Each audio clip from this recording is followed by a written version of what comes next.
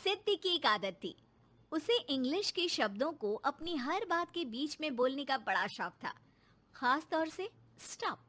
Stop mummy जी, ये क्या कर रही हैं? बिल्कुल स्टॉप हो जाइए। कितनी बार कहा है कि किचन में कुछ भी सामान इधर उधर करने से पहले पूछ लीजिए। अरे क्या स्टॉप स्टॉप करती रहती है। तेरा बस चले तो पूरी दुनिया स्टॉप करा दे। और हाँ, सामान इधर उधर नहीं, मैं बस ये देख रही थी कि चीनी कहाँ है। चाय पीने की तलब थी।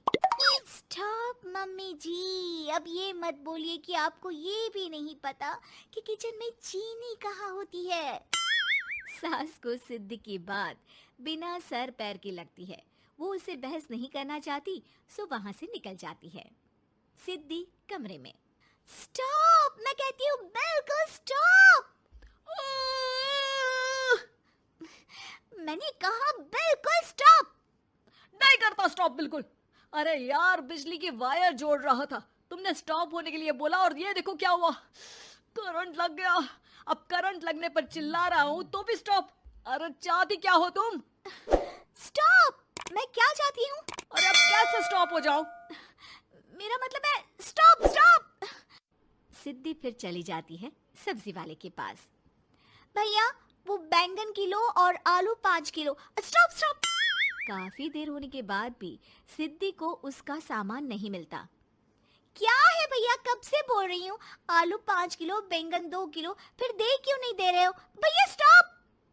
बहन जी, मैं तो 2 मिनट में तोल दूं, लेकिन आप ही तो बोल रही हैं स्टॉप। अब इतनी तो अंग्रेजी हम भी जानते हैं ना कि स्टॉप का मतलब होता है कि रुक जाओ, तो रुक गए भाई। अरे यार, क्या लोग हैं। स्टॉप। अरे तोलो तोलो चलो। किसी तरह सामान लेकर सिद्धि घर आती है, जहां वो देखती है कि ढेर सारे मेहमान बैठे होते हैं।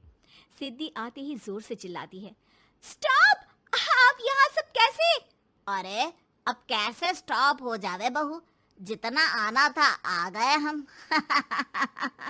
अब हाँ बैठिए ना। सासू माँ, आप बात करिए, मैं चाय बनाकर ला रही हूँ। सभी बात करने में लग जाते हैं कि तभी सिद्धि किचन से निकल कर आ जाती है। Stop stop. अरे क्या खाएंगे आप लोग? पकौड़ी बना दूं या चीला, या फिर इडली बना दूं?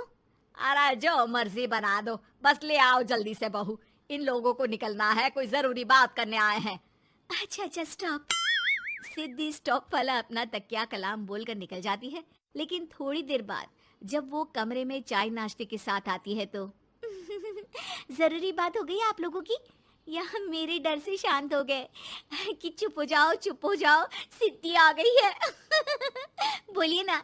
बस जैसे ही सिद्धि ने कहा बोलिए ना, घर में चकर पकर की आवाज गूंजने लगती है।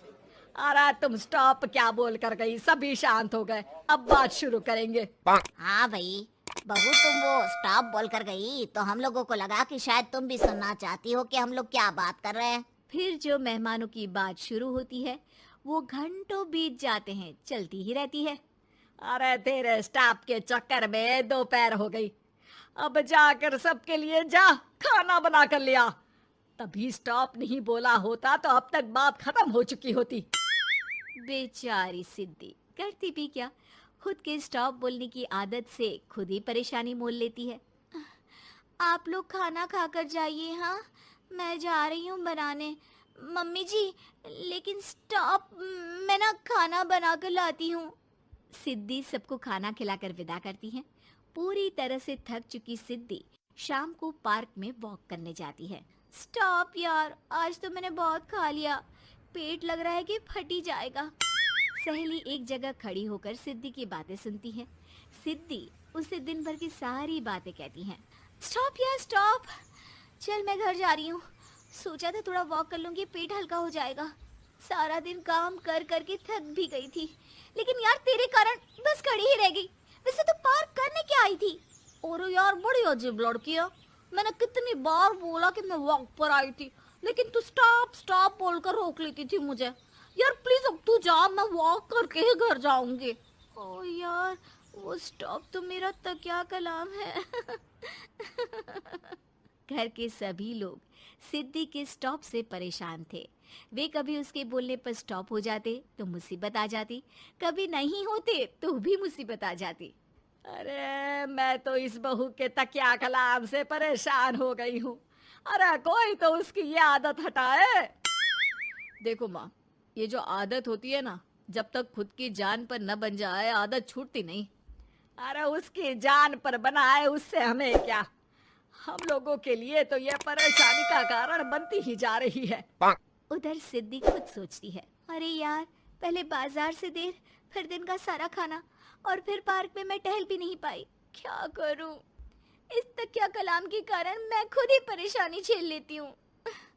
एक काम करती हूँ, आज से सोच समझ कर बोला करूंगी।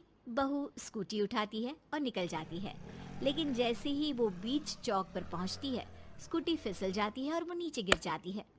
हाय रे, कोई तो बचाओ, किसने टक्कर मार दी मुझे? कितना दर्द हो रहा है, कोई तो डॉक्टर के पास लेकर चलो।